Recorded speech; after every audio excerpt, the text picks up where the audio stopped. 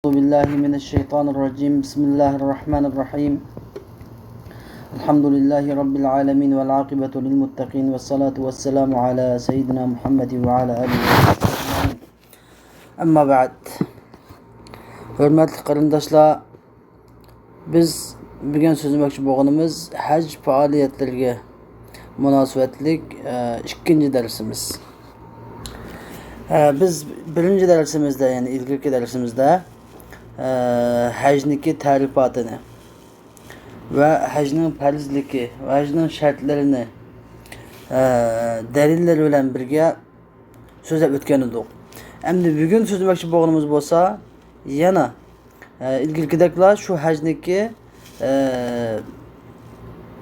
farzları, şartları, farz demek şart demek, yani şartları ve farzları, vacipleri, sünnetleri. Cemiyet barlık hacının barlık farz, vacip, sünnetleri. Farzlarının içine şartlar ve ruknular kelip gidiyor. Şularını delilsiz halette, yani hem öylenge özleştirici asan bolsun, kolay bolsun için delilini sözlemesinden bas ahkam, hükümlerini alalım sözde bitip gitimiz. Biz aldı bilen hacniki tarifatını başlayılı. Hacnın tarifatı biz ilgili sözgünümüzdek, yani məxsus bolğan bir ziminni, məxsus bolğan bir fəaliyyət bilen, məxsus bolğan bir aylada ziyaret qilish dep bunu şər'idiki ma'nisini şunda tushuntirib o'tgan edik.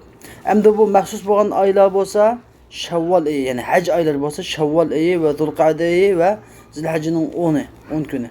Bunun şular hemmisi hac ayları deb hesap qilinadi. Demek bu hac bir qatım derhal en sahih rivayetga asoslanganda bir qatım ömür ichida bir qatım farz qilingan. İnsonga shu shart sharoitlar tuanki hazırlanganda bir qatım farz qilinadi. Endi hacniki farz bo'lish uchun şartlar var. Bu şartlar ikki xilga bo'linadi. Bu şartning biri şartul vücub, yani biri şartu vücubul ada. Şartul vücub degan, yani mushu ish tepilmasa bunun geldiğinge hac farz bo'lmaydigan ishni şartul vücub deydi. Şartu vücubul ada degan mushu ish tepilmaganda bu adamning geldiğinge hac farz bo'lib bulaqliq beshtiki ma şartul vücub tepilib. Undan keyin bu adamning şartu vücub tepilib bulaqliq geldiğinge hac vacib farz bo'lib bulaqliq. Lekin mushu vacib farz bo'lgan hajni darhol ado qilish geldiğinge vacib bo'lamdi desa, bu tuvandagi bir qancha shartlar hazırlanganda şu geldiğinge farz bo'lib bo'lgan hajni darhol ado qilish vacib bo'ladi. Demak, hajning shartlari ikki xil bo'lingan bo'lib, biri geldiğinge zimmasiga vacib bo'ladigan shartlar, yana biri zimmasiga vacib bo'lib bo'lgan farzni darhol ado qilish vacib bo'ladigan şartlar, şart ikki xilga bo'linadi. Biz oldi bilan zimmasiga, yani hajni zimmasiga, inson ustiga farz qiladigan shartlarni so'zlab o'tamiz. Bu shartlar 8. Eng sahih rivoyatlarga asoslanganda bu shartlar 8. Birinchi, haj qiluvchiniki musulmon bo'lishi. Avvalan, birinchi shart musulmon bo'lishi. Ikkinchi shart shu haj qiluvchiniki aqli bor bo'lishi. Ya'ni aqlsiz bo'lmaslik, sarang bo'lmaslik masalan. Üçüncü şart balagat ketken buluşu. Dördüncü şart azat buluşu. Dördüncü şart bununki kul bulmasından azat buluşu. Beşinci şart şu hac kılış için şu hacının vakti buluşu. Hacniki mesela Zilhacının 8. günüden 13. günü olan aralıkta şu faaliyetler edip birleşemiz öz vaktida. Altıncı şart uzuk tülükke. Yani şu hacga bilib yenib kelgudek uzuq tülükке ega bo'lish. Agarcha Makka mukarramada bo'lsa-mu, shu aeroportga chiqib kelib qiladigidek uzuq tülük ega bo'lish. O'tir hal chiqimdamda bak boy oshadniki chiqimi bilan emas, bak namrat g'urbatchilik emas, normal o'tir hal chiqimda shu uzuq tülükke ega bo'lish. 7-chi shart bo'lsa uloqqa, ya'ni ilgili zamanda ulaq eşek degandek ulaqlar hozirgi zamanda avtobus, aeroplan, poyezd degandek ulaqlarga ega bo'lish. ilgili zamanda bolsa özünün xas buluşı gerek hem de o ya. Özünün xas buluşı gerek. Qanda xas buluşı gerek mesela ya igi daşlık yolu bilen ya ki icra gelişten özününki xas buluşı gerek. Hazırki zamanda bir urunduk, bir kursi, yani bir avtobusun bir tane kursi yosu buladaydı. Yani bir biletniki demek bu da koysak. Şu hem web kiralı gidek biletki igi buluş. Mana moşu mayettincisi oldu. Hem de bu 7. şart, bu 6. 7. şart ama bu uzaqtürlüknün buluşu, uzaqtürlük buluşu ve qatnaş vasitesi buluşu, ulaq buluşu degan ma şartda bir qancha qaydlar bor. Ya'ni bu qaydlar bo'lsa, bunda bu qanday bo'lishi kerak? Bu shartlar uzuq-tuluq va ulaq qatnash vositalarining bo'lishi buniki avvalan bunun o'ziniki muhim bo'lgan hojati aslisidan qimisi bo'lmaydigan o'zining hojati aslidan oshgan bo'lishi kerak va o'zining oilasini o'ziniki haj qilib qaytib kelgan qadar o'zining oilasining chiqimidan oshgan bo'lishi kerak. Endi bu hojati aslisi degan masalan qanday narsa hojati asli deb atalsa masalan öy, oturduğun öy, menediğin ulaq, uyda işletidiğin öy cihazları, münevverlerdeki asbab saymalları, alimlerin kitapları, qarz davası qarzını ada qilish degandek, hammasi hojati asliya. Mushu hojati aslilardan eshib, uning o'zining oilasining chiqimidan eshib, o'zining chiqimlaridan eshib, yani hajga borib kelgudek, yetgudek rasxod, uzuq-tuluq va ular qatnashlarga yetkudek pul, mal dunyoga ega bo'lgan vaqtida bunun geldiğinde hac parası buludu. Onun ki 8'incisi bir 8 tane şart vardı. 8'incisi dahil harp yani kafirlarınki mesela Avrupa ellerinde kafirlarınki Xitaylardaki mesela kafirlarınki ellerinde şuların yurtlarda Müslüman bu adamın hac diyen bir faaliyetin farz iskerlikini bilişi şart. Bilişi şart. Ya ki yani kuffar işgalisteki kafirler casan ilgiligen İslam'daki talimat indan tüven načar İslam talimatı načar boğan yurtlarda hacının farz iskerlikini bilişi şart. Eğer bir adam bilmesinin geldiğini vacip olmaydı. Ya ki İslam holisti buluş şart. Bir adam İslam holisti olsa hacının farz iskerlikini bilsin ama bilmesinin vacip bula verirdi. Hem de biz 8 xil şartını söylep olduk. Şartlı vücub farzının farzı bulan 8 xil şartını. Hem de biz ikinci xil şart geldi. İkinci xil şart olsa şart vücubul ada dedik. Yani hacni ada qilishni darhol ada qilishni vacip qiladigan şartlar. Yani bu şartlar yuqori 8 şart hazırlanganda bunun zimmesiga geldiğinde hac farz bo'lgan bo'ladi. Yani hac qilish bunun geldiğinde farz bo'lgan bo'ladi. Endi bu hacni darhol ada qilish farz bo'lamdi desa, onun 5 tane şart var. 5 tane şart tepilgan vaqtda darhol hac qilish geldiğinde farz o'tu agar darhol hac qilmasa uçaqda qattiq gunohkor bo'ladi.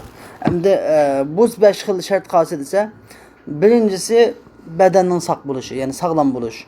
Bunun kesel bo'lmaslığı, palenci bo'lmaslığı, futbolu kesip etmegen buluş, qarg'u bo'lmaslık degandek ulaq ustida o'tirolmaydigan masalan baqirib ketmagan bo'ladi degandek bir muncha yani bedenin sağlam buluş, yani sağlam. O'zi hajga berib haj faoliyatlarini joyida ado qilib kelarligidek buniki nimasi bo'lish kerak? Şaraiti buluş gerek, bedeni sağlam buluş gerek, yani cismani cihetten şaraiti yer buluş gerek. İkincisi hacgi bölüşten bir hissi bir tusalgının olmaslık gerek. Hacgi bölüş için hacgi bölüş yolunda bunun hissi bir tusak koymaslık gerek.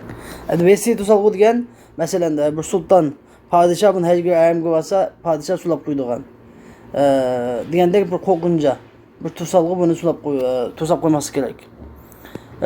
Üçüncüsü yol aman buluş gerek. Hem de hac bilen bunu yurtta tinç aman gel hacga basa çıkanda mesela çıkmak gerekin hac bilen şu yurtu bilen Mekke'nin aralığında yol tinç aman emesken yolda uruş varken yolda qaroqchilayanmanken bu zamanda azık zamanda çağında mesela Suriye'de gidekmede uruşlar qattiq uruş farlab turgan yol ötkül olmaydigan bunda halat bo'lib qolib qolsa yol aman emas bo'lib qolib qolsa bunun geldiğine derhal ada qilish vacip bo'lmaydi.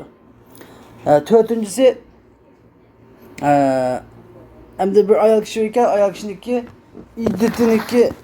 iddet tutush vaqtida qolmasdan va hajga kelganda buni full meli bo'lib turib ayolniki o'zining yuqorqi shart vujub hammasi hozir bo'lib lekin buni iyi so'zni buyurtib yoki uylab qilib bu ayol iddet tutayotgan holat ekan, bu haj vaqti kelib qolganda. iddet tutalgan halatlar qalsa bu iddetlerden çıkarpılamaydı, talaqçısı bulmaydı. Anladın. Beşincisi hem de bu ayol kişiler qap qalsa, bu ayol kişilerle birge mahremning birga chiqish kerak. Mahremning. Bu mahrem degan buni olan yani yoki aksi, ukisi, dadisi, bobbisi yoki nevrisi degandek shuniki uni olan elif tegishmaydigan nasab jihatdan yani bir yerim tuqunuvchi desak bo'ladi hamda. Bir yerim tuqunuvchi bo'lgan nasab jihatdan bo'lgan o'ziniki mahrimi yoki masalan qaynatisi yoki kuyovli degandek. Qaynatisi yoki kuyovli degandek. Bunda mahremlar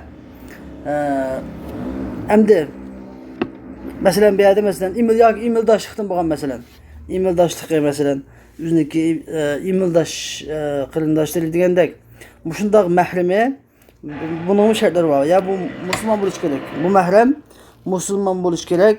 Nəhayət ishonchli bo'lish kerak. Aqli yo'q bo'lmasligi kerak. Balog'atga yetgan bo'lish kerak. Chunki agar balog'at etmagan, aqli bo'lmasa, ishonchli bo'lmasa, buni yo'lga solib qo'yga olmaydi. Shunda bo'lgan taqdirda boshqalarni qo'llanmaydi. Hamda mahrem yoki yani mahrem bilan chiqish kerak ayol kishiga yoki eri bilan. Yani ayol kishining eri bilan safarda shu 3 kunduzlik yo'ldan yuqori bo'lgan safar bo'lsa, shu ayol bilan Makkaning oralig'ida chuqum bu ya eri bilan yoki shu mahrem bilan chiqish kerak. Endi biz shu yo'lning aman bo'lishi dedik endi. Yo'lning aman bo'lishi deganda %100 aman bo'lsamiz deganda %90%, 80% aman bo'lsa, bular bir dengizdami, quruqlikdami ish qilib bir qatim bir odam masalan orq bilan ushibdi desa, bir qatim Malayziyada orq bilan tushib ketgan, orq bilan tushib ketgan deb o'shuni kelganga sabab qila olmaydi. Asosan normalda odamlar bilib kirib turgan yo'lda bo'lsa, shu tinch aman degan gap. Shu shunday bo'lgan vaqtida mana shu tuvandagi yuqorisida o'tgan 5 tane shart tepilganda şu hamon haj qilish buning gardiniga farz bo'ladi. Agar shu shartlar tepilib shu hamon haj qilmasa, bu gunohkor bo'ladi. Qattiq gunohkor bo'ladi.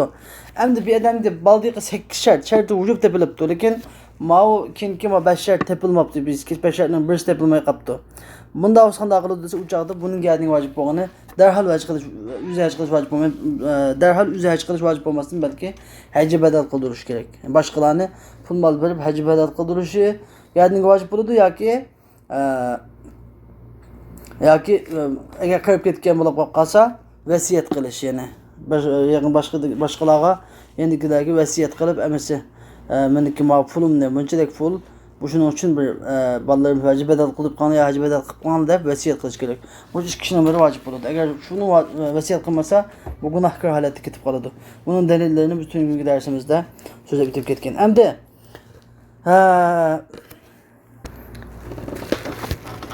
endi haj farzi shularni qilmasa bo'lmaydigan, buni farz deb ataladi. Endi bu hajniki 3 tane farzi var. Şartlarını size bitap olduk. Hacning 3 tane farzi var. Bu 3 farzning birisi bir tarafdan şart, bir tarafdan rukun. İkisi rukun.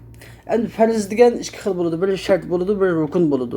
Shart degan bu ishni qilmasa, ishni qilolmaydigan ish shart deb ataladi. Masalan, biz bu shart degan bu ishni qilmasak, yeni bir ish qilolmaydi. Xuddi tarat olmasak namoz o'qilolmagandek. Rukun degan mush ish qilinmasa ish olmaydi. Mush ish qilinmasa shu ishning ichida shu ish qilinmasa bu ish olmaydi. Ya'ni u qanday ish desa namozda qiroat qilish farz bo'lgandek masalan. Namozda qiroat farz, ya'ni rukun bo'ladi. Namozda qiroat qilmasa, bir odam Qur'on o'qimasa namoz emas. Lekin bu rukun bilan shartning farqi, rukun shu ibodatning ichida bo'ladi, shart ibodatning teshida, ibodatning tashqari bir ish bo'ladi. Endi hajniki shundoq manda farzdan endi 3 tane farzi var. Yani 3 tane farz. Bu 3 tane farzniki birisi bir tarafdan bir cihetini elip aytsak şart, bir tarafdan elip aytsak rukun bo'ladi. Bu olsa ihram mesela. İhram bağlash. İhram bağlash degan hozirgi bizniki ishkirakni atqinimizni ihram bağlash deb atalmaydi. Bizga ihram bağlashning bir sunnati. İhram bağlash degan gap shu umumishdan miqatdan nima qilish, shu niyat qilib miqatini niyat qilib, ya'ni men agar haj qilmoqchi bo'lsam haj qilmoqni niyat qildim deb, agar umra qilmoqchi bo'lsam umra qilishni niyat qildim deb, agar haj umrani birga qilmoqchi bo'lsa haj umra qilmoqchi bo'ldim deb niyat qilish bilan birga labbayk Allohumma labbayk deb talbiya o'qish, mana mushu ihrom bog'lash. Shuni tushuntirgan vaqtimda deb ihrom kelgan bo'ladi.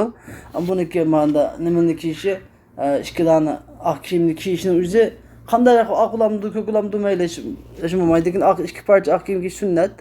Lekin yig'inida tikilmagan bo'lishi shart endi. Shu kiyimlarning yig'inida tikilmagan bo'lishi shart. Vacip endi shularniki. Xo'sh, endi birinchisi ihrom. Birinchi farz, hajning birinchi farzi ihrom.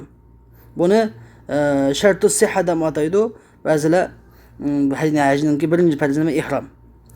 Endi hajning ikkinchi farzi bo'lsa, shu ihrom bog'lagan holatda Arfatda hech bo'lmasa shu Arfatning 9-kunisi kun egilgandan boshlab toki Nahr kunisining bomdatigacha, ya'ni 10-kunisi bomdatgacha, tong atgacha ihrom bog'lagan holatda bir lahza bo'lsa, bir daqiqa bo'lsa-mu shu nimada Arafat maydonida turib to'xtab turish, shu ikkinchi farz.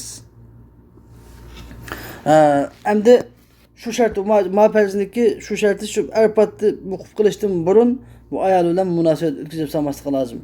Ayol bilan ihrom bog'lagan holatda munosabat o'tkazib olmaslik lozim. Agar munosabat o'tkazib olsa,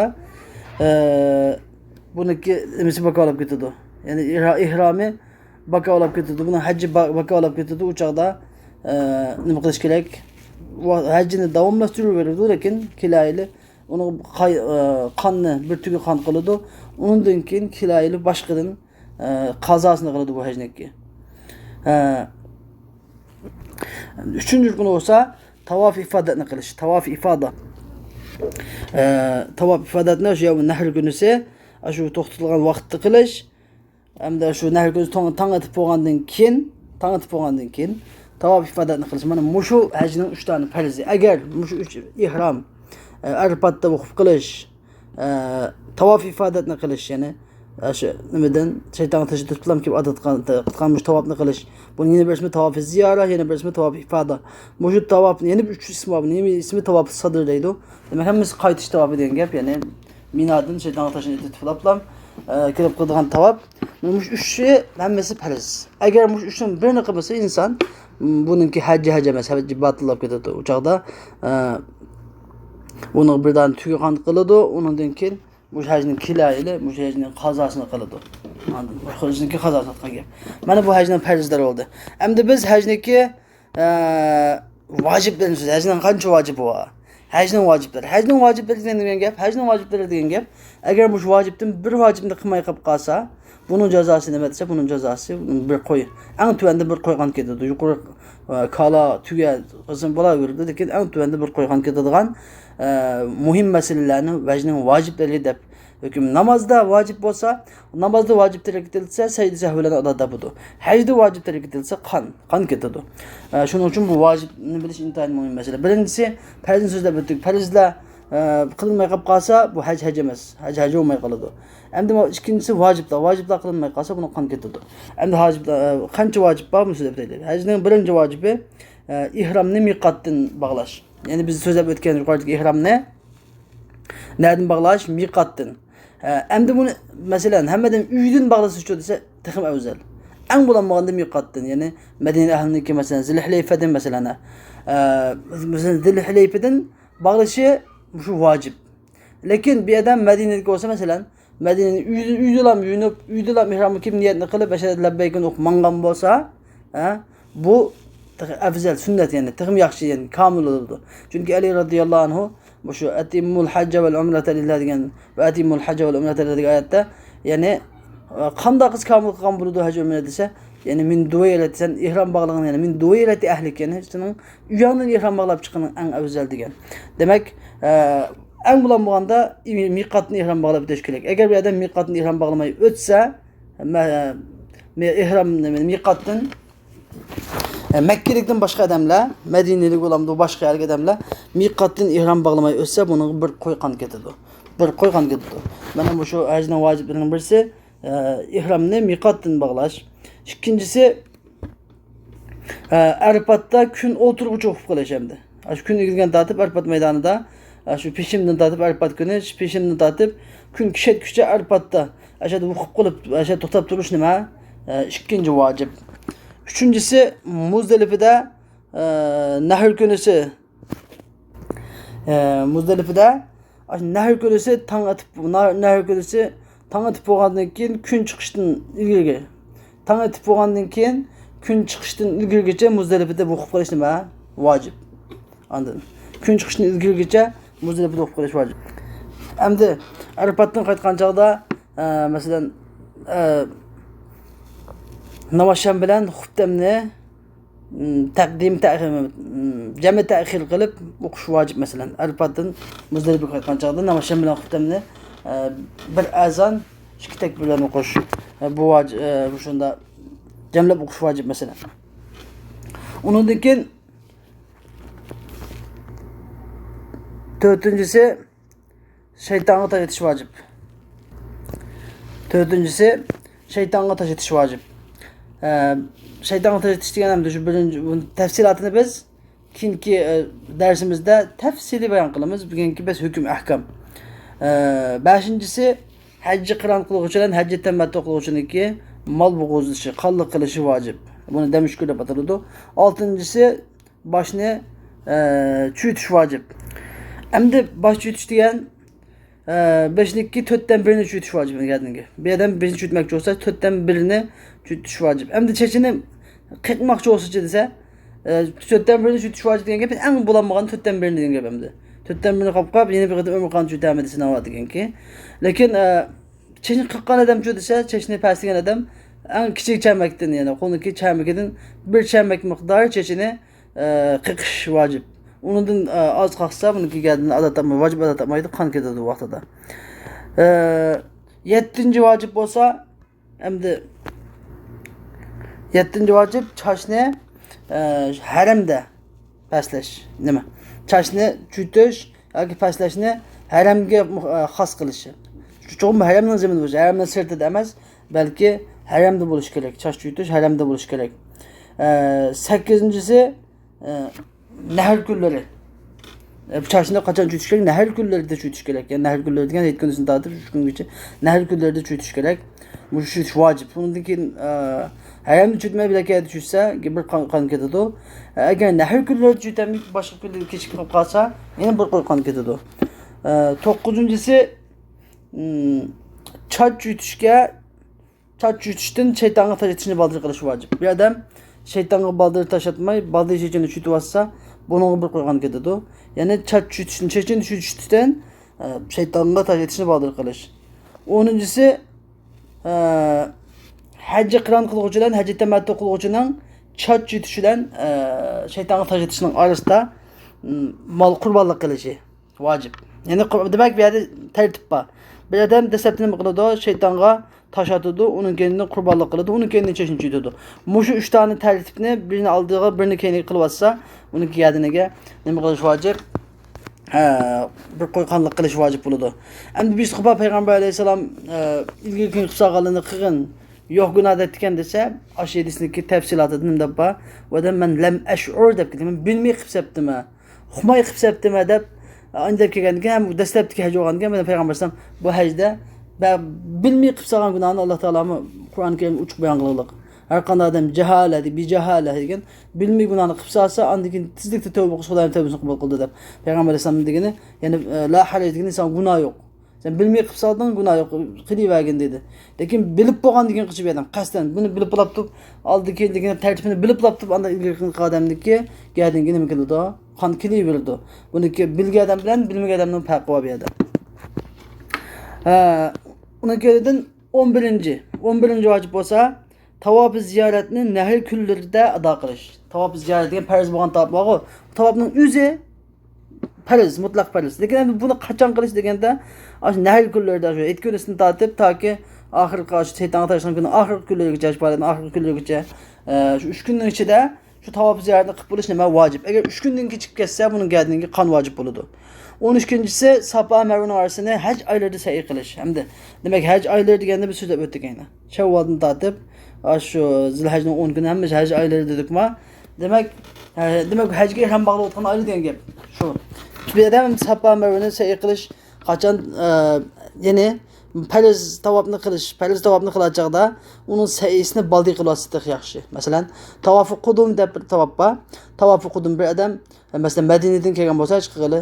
Bas men yolg'iz haj qilmadan mutamatti emas, balki bas yolg'iz ajdam qilma deb kelgan bo'lsa, Zulhuleyfani ihrom bog'lab kelib, haram kiflan udul tavof qudumni qiladi. Tavoful qudum, ya'ni qadam keltirish tavof. Xuddi mishdiki ishga tahiyatul masjid o'qigandek tavoful qudumni qiladi.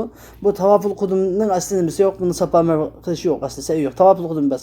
Lekin bu adam nima qilmoq uchun agar tavof sayini shu chaqda tavof qudum bilan birga Safa Marvasining orasini say qilayotgan bo'lsa, mushu say nimaga hisob haj kunisi, nahr kunisi qattiq jafoliq kunda say qilmasin bo'ladi. Shu niyat bilan qilgan bo'lsa, Safa Marva qilmasin bo'ladi, bas tavof farz bo'lgan tavofni ham qilib olsa bo'ladi. Chunki u kunisi uniki shibakchiq, shaytonga dash etish, u yerdan qurbonlik qilish, u yerdan chashini uchitish, u yerdan shu farz tavofni qilish, ma tartib. Mana shu tartiblarni qilib bo'g'icha Safa Marvani sayqi shuni ig'ir keladi. Shuning uchun baldi qilib olsa, ba'zi mustahab deydi, ba'zi joiz deydi. Lekin bunda hech ixtilof yo'q. Joizda qilish bir ixtilof yo'q. 13-si shu mush Safa Marvani arası sayqi mush sayning yana qatag'i og'ir bo'ladigan mo'tavar tavofdan keyin bo'lishi. Mo'tavar tavof degan ya shu tavof qudum, ya tavof qudumdan keyin bo'lishi kerak yoki shu farz bo'lgan tavofdan keyin bo'lishi kerak bu Safaniki. Undan keyin shu ko'praki, ya'ni tavofni shu sayniki ko'prakini qilib bo'lish kerak, hech bo'lmaganda. Ya'ni 4 tejjomiz 4 ni qilib bo'lish kerak. 4 dan oziq qilsang gadinga qon vojib bo'laveradi. 14-si sayda nima qilish? O'zrisi yo'q odamning menishi vojib. Safa Marvani say qilganda, tavof qilganda o'zrisi bo'lmasa bir odamniki hech qanday paj qilsak ekan, yoshkan buniki minib qilishi vojib. Agar bir odam o'zrisi bor turib, o'zrisiz turib Safa Marvani bunda harvular, tok harvularga ishtidigan harvularga minib qilsa, vurullik qilib, buning gadiniga bir qo'y qani ketadi. 15-si sayini Safa Marvadan boshlash vojib. Bunun delillerini hemmini keyin boshqa darsda so'zlaymiz. Bu hazır ahkam. Ya'ni sayini Safa Marvadan boshlash vojib. 16-si tavoful vidoni qilish vojib. Tavoful vido degan hamda shu xo'shlashish, xullashish, vidolashish tavofi. Ya'ni haj faoliyatlarini tugatib bo'lgandan keyin yurtga qaytmoqchi bo'lganda vidolash deb eng oxirida xullashish uchun qilishga tavof gadanga vojib. Bu tavof Makkilik uchun emas, balki masalan Madinalik, boshqa shaharlardan kelgan boshqa hojilar uchun vojib. 17-si har bir tavofni Bayt Ka'bani tavof qilgan vaqtda har bir tavofni nimadan Hajjul Aswaddan boshlash vojib. Hajjul Aswaddan boshlash vojib. Ba'zi ulamolar buni sunnat degan, ya'ni Hajjul Aswaddan boshlamay boshqadan boshlasin bo'ladi, sunnat. Lekin Hajjul Aswaddan boshlash sunnat. Endi vojib bilan farqi nima deganda, vojib degan vaqtimizda agar bir odam Hajjul Aswaddan boshlamasa tavofni, buning gadiniga bir qo'y vojib bo'ladi deganga bir qon. 18-si tavofni o'ng tarafdan boshlash. O'ng tarafdan boshlash degan hamda masalan bir odam nimaga Hajjul Aswadga salom berdi. Avval busi qilib suyash lozim. Hajjul Aswadni. Agar suyanmasa, qo'lida silash lozim. Agar silanmasa, qo'lda hasi binasi bo'lsa, shu hasini tekizib turib, hasini uchini suyash yoki silash lozim. Agar unimi qilinmasa, shu qodir bo'lgan tarafidan Hajjul Aswadga qarab, xuddi namozda shurqandek ikki qo'lni ko'tarib, yuzini maydasini udullab Hajjul Aswad tarafga yuzlanib turib, salom berish, Allohu akbar deb tahlil etib, payg'ambar durud o'qib, Allohu akbar, la ilaha illalloh, vallohu akbar va lillahil hamd. Allohumma salli ala Muhammad va ala ali Muhammad deb durud o'qishi kerak. Endi mana shunda turgan vaqtida bu odamniki Hajjul Aswad qarab turgan vaqtida buni o'ng tarafi qolsa Ka'baninki darvozasi taraf bo'ladi. Demak, o'ng taraf shu o'ng tarafni tortib cho'g'ilsa, shu vaqtdagi o'ng taraf demoqchi emaydi, o'ng tarafni boshlash demoqchi o'g'lim. 19-si tavofdimi o'zrisiz odam, o'zrisi yo'q odam tavofni minib qilishi vojib. 20-si tavof qilgan vaqtida cho'ng tahorat va kichik tahorat bo'lishi lozim. Çoğun taharet ve küçük taharet. Demek ki çoğun taharet yani gusül tahareti. Küçük tahareti bu gengep yani küçük taharet dengep. Yani her ikincisi bulması lazım yani. Bir adam cunup olması lazım. Küçük taharetini ketmesi lazım dengep. Yani şu muacip. Taharetsiz Kabe'ni tavaf kılsa bir koykan getedi. 21'incisi avretni yapış lazım. Bu avretni yapış okşaşlı vacip. Avretini ve erkisine avrette kindikinden tatıp tizna astığıca. Muşu urullarını erkisindeki ihram yögüdükte bir adam ihramda şu dolu saat kap kendikine hallan kapmazsa bunun geldiğinde bir koy vacip olur. Çokum ihramda abdan yögünüş vacip olurdu. Ayallah'ınki ayallah'ın yüze hac faaliyetinde yüzüne yapış vacip emez. Eğer ecnebi erler olsa kalırsa şepkini miniki verip yüzden şepkini kütüp istemede yüzge tek güzmey çümbülünü tarzda bulurdu. Bu yaxşı müstehap lekin yüzüne yögeş vacip emez demede hac faaliyeti de. 22'incisi tavap perz boğan tavapniki köprəknin töt qatım ayınıb bulaş pərz dedik. Heç olmağanda 5'te. Hem de azraqın yani 3 qatım ayınış vacip. Yani 7 qatımın 4 qatımına ayınış pərz 3 qatımısı vacip. Ang bulanmadı degan gap. Yani bir adam 4 qatım ayınıb bolğan bolsa pərz tavapını bunu həcc bu lekin 3 qatım aylanmagan bolsa gəldiniga bir qoyqan getedi. Bir qoyqan bilan ada tapıdı. Onga qazası qıldıgan gap. 23-cü vacip barlıq ihramının çəkilmələrini tərk ediş. İhramın çəkilən işlərini tərk ediş. Həm də biz tərk ediş vacib olan işlərini üzlə bitimiz. Yəni əgər qaz işlərini tərk ediş vacib. Əgər bu işlərini tərk etmirsə bunu qan qıdadığan işlərini üzlə bitimiz. Bir adam yığınıda tikilgən kiyimni kiysə, ihramda turub kallasıqı bök məsələn. Yığını tikilgən, uçusu köynək, kusar, iştan digəndək yığını tikilgən nərsini kiysə bununki geldiğine bir koy vacip olurdu. İkincisi bir adam kallısı böküğü varsa ya ihramda kallısı yogu varsa yüzünü yogu varsa mesela erkek kişi nispeten yüzünü yogu varsa ayal kişi mi yüzüne şefkükip yüzü gibi yerse tek yüzümü yoguma yüzge aşı tikip durduğun için ben tadı varsa bununki geldiğine bir koy kan keledi o. Üçüncüsü ayal kişinin yüzünü yogu öleşi. Yüzünü yogu öleşi. Bir koygan gidiyordu. İkincisi er kişindeki 5'ini ve yüzünü ögölüşü. Bir koygan gidiyordu. Ayak kişi 5'ini ögeydi ayak kişi tabii ki.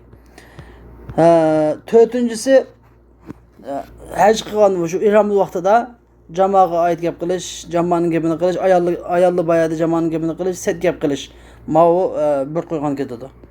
Beşincisi günah məsələsidir. İhramda durup günah məsələt, gıybət şikayət qılıb digəndək başka bir günah məsiyət qılıb, qanda bir günah ötközgən bolsa bunu bir qoyğanlıq ketedi. Altıncısı başqalardan gəpdə qallaşış, cidəlləşiş, urf suquşaş digəndək başqa cidəlləşsə bunu bir qoyğan ketedi. Yettincisi ihramda durup o olursa, yani ya buluq tutsa mesela. Ya ki tuşqan, kəptə digəndək bir nərsəni tutup şunu öltüsə bununla bir qoy vacip olurdu. 8'incisi eğer üzü o olmasa mı başkalarını o en kötü ama aynı o da onu kösüp koysa bunu bir koy vacip olurdu bir koy kaldı. 9'uncusu lakin aynı kösüp koymuş ama bir şey ödep gitti falan yer gitti falan yer basınız o badep kösüp koysa mı yol başa koysa mı bunu bir koy vacip olurdu. Demek şuların hemmesi yukarıda sizle ötken uçlarına ihramını çeklemeleri. Şuların birini kısası bir adam bunun geldiğinde bir koy vacip, bir koy kallık etedi. Şuların saklanışının üzerine mi vacip? Hem de biz hacdaki sünnetlerinde biteyimiz dersimiz ahirli olan. Hacdın sünnetleri olsa heyezdar, nefasdar kişiler için gusül kılış birinci sünneti. İhram giymekçi olsa taharet eliş. Bu sünnet. İkincisi bir tane izar, bir tane rıda yeni ak boğan bir izar rıda. İzar diyen birinin aslında yögeydiğen rəx. Rıda diyen birinin üstüne yögeydiğen rəx. İki parça rəxdə ak boğan rəxdə yögünüş. Yani ihram hazır, ihram deyimiz. Şu sünnet. Üçüncüsü hem de sünnetin farkı, sünnetin vacibinin farkı. Sünnetin terk etse bununki sadakat bir vasıf olurdu. Sadakat bir vasıf olurdu. Yani kallık vacip olmaydı. Üçüncüsü ihramı giymekçi bu vaxtda da ihramlığa uz xuşbıraq ətlərini çekiş sünnet. Dördüncüsü ihramı kiraya vaxtda da 2 rəkat namazı sünnet. Beşincisi ihramlığa kiyip boğanda ihramı giygəndə ihram kiyip bo'lgandan keyin labbeyk Allohumma labbeyk labbeyk la sharika lak labbeyk innal hamda va ni'mata lak vel mulk la sharika lak deb talbiyni ko'p aytish. Bu talbiyni qachon namoz o'qiganda, igiz düvelerge, tüpürüklerge çıkkanda yoki chuqur jilg'a, chuqur o'laklarga tushgan vaqtida, karvallarga, bir top hojilarga uchrashgan vaqtida, saharliklarda bu shu talbiyni aytish sunnat, ko'proq aytish sunnat. Her qatim o'sha labbaykni aytganda bir qatim aytib to'xtab qolmay, qayta takror aytish bu sunnat. 7-si shu her talbiya aytgan vaqtida payg'ambar sollallohu alayhi vasallamga nima qilish, durud aytish sunnat. Yani yuqoridagi sharoitlarda biz so'zlab o'tgan billa talbiyaga ergashtirib durudni billa o'qish sunnat. 8-si to'xtamay Alloh taoladan jannatni so'rash sunnat ihramda turib. 9-si yaxshilar bilan hamroh bo'lib, yaxshi olimlar, yaxshi kishilar hajga kelgan bo'lsa ular bilan hamroh bo'lib nima qilish, hajga kelish sunnat. 10-si davzaqdan panoh tilash sunnat. 11-si Makkaga kirish uchun g'usl qilish sunnat. Ihrom bog'lashda g'usl qilish degan gapimda. Yoki Makkaga yaqinlashganda ihrom bog'lab bo'lib, ihrom g'usl qilish sunnat hamda. Ihrom bog'lab bo'lib kelib, o'sha Makkaga kelib qolgan vaqtida men alohida taxim bir yunub kiyish sunnat hamda. 12-si Makkaga mualla babidan kunduz ko'ylak kelish sunnat. Endi buni hozir hech kim amal qilolmaydi ham hozir. Mualla babi degan qasi uni taqalla bilmaydi. Undan keyin kunduz ko'ylakda mukchekda hamda uni Allah qilolmaydi hozirgi sharoitda. 13-si Baytullohni ko'rgan aman, Ka'bani ko'rgan aman Allahu ekber, la ilahe illallah, vallahu ekber deb takbir aytib tahlil etish sunnat.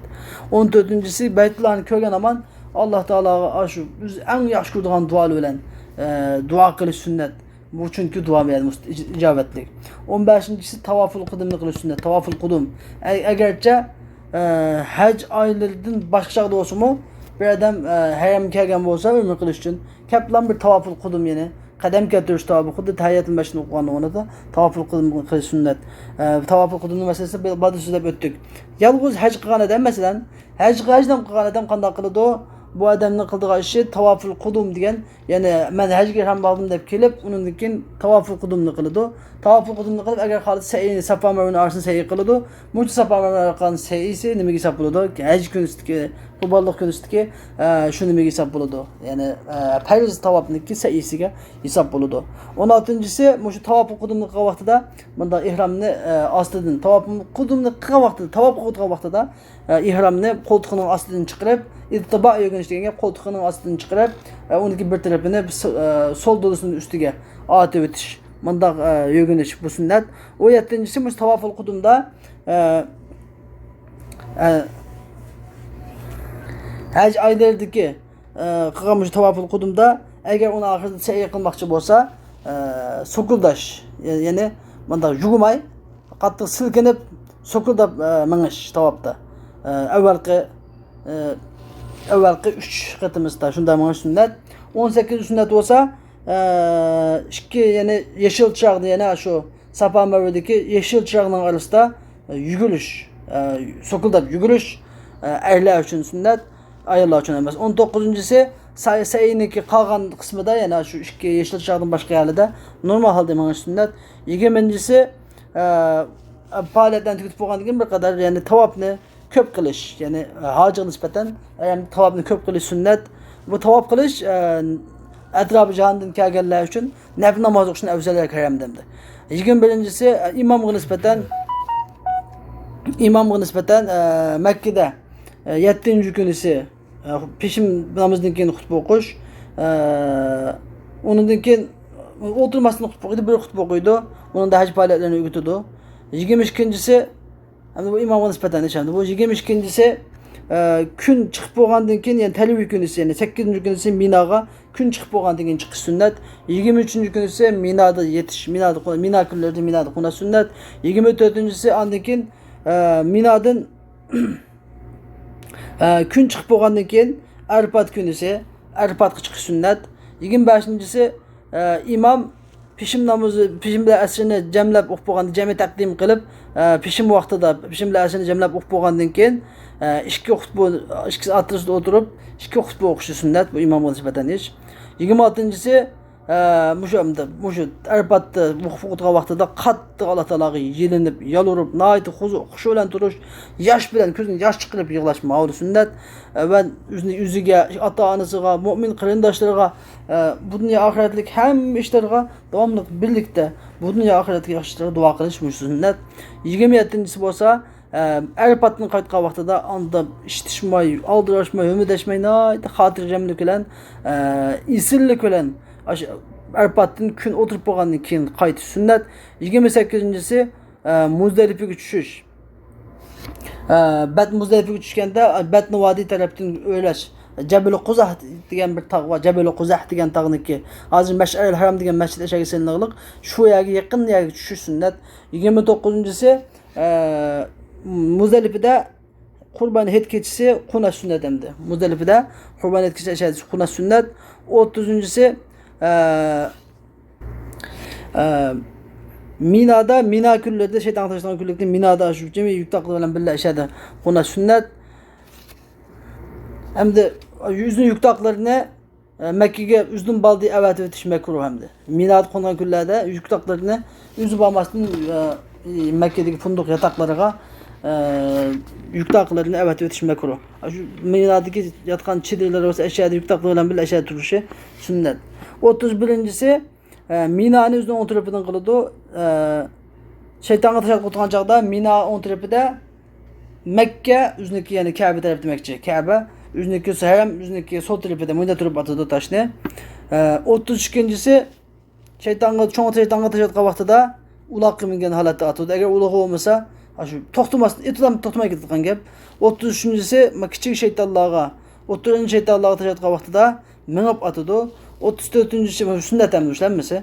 34-cüsü çünkü Peygamber Aleyhisselam ayda kılan şunun için sünnet oldu. 34-cüsü taşatqa vaxtıda Batni vadi degan jilg'ida turib etish sünnet. 35-cisi birinci kuni siz cho'ng shaytonga tashlatganda kun chiqib bo'lgandan keyin kun egilib bo'lguncha peshimgacha etish sunnat. Ikkinchi kunisi qolgan kunlarda tashlatganda kun egilib bo'lgan peshimdan keyin kun o'tirib bo'lguncha etish sunnat. Hamda birinchi kunisi kun chiqib bo'lguncha oyliqda tong etib bo'lib, kun chiqib bo'lguncha oyliqda shaytonga tajitish makruh. Hamda ikkinchi, uchinchi qolgan kunlarda, qolgan 3 kunchida mu makruh o'xshashlar, ya'ni kun chiqib bo'lguncha tong etib bo'lguncha shaytonga tajitish makruh. Va lekin bir odam atgan bo'lsa, sahha, ya'ni to'g'ri bo'ladi hamda. Atgan bo'lsa bu to'g'ri bo'ladi. Chunki bu kechalarning hammasi keyingi kechalarga tava. Masalan, nimaniki bugungi masalan Nahl kunisi kechda, Nahl kunisi bir odam shaytonga tosh etibdi. Shu kunisi kech qachonga tava? Buni ertasiga tava. Ertasiga tava. Faqatlam Arfat kechasi ham Arfatga tava. Asli har kuni kech ertasining ayi chiqadi. Ertasining ayi chiqadi. Lekin Arfat kunisi kechasi ham Arfatga tava. Bir odam kunduz kuni Arfatda o'qib qolmay qolgan bo'lsa, shu kuni kechdi, kechida o'zim Arfat maydoniga hozirlik qilarsa, buni haj bo'ladi. Buni haj bo'ladi. Biz vojibni tark etgan bo'ladi, uni bir qo'ygan qilsa bo'ladi.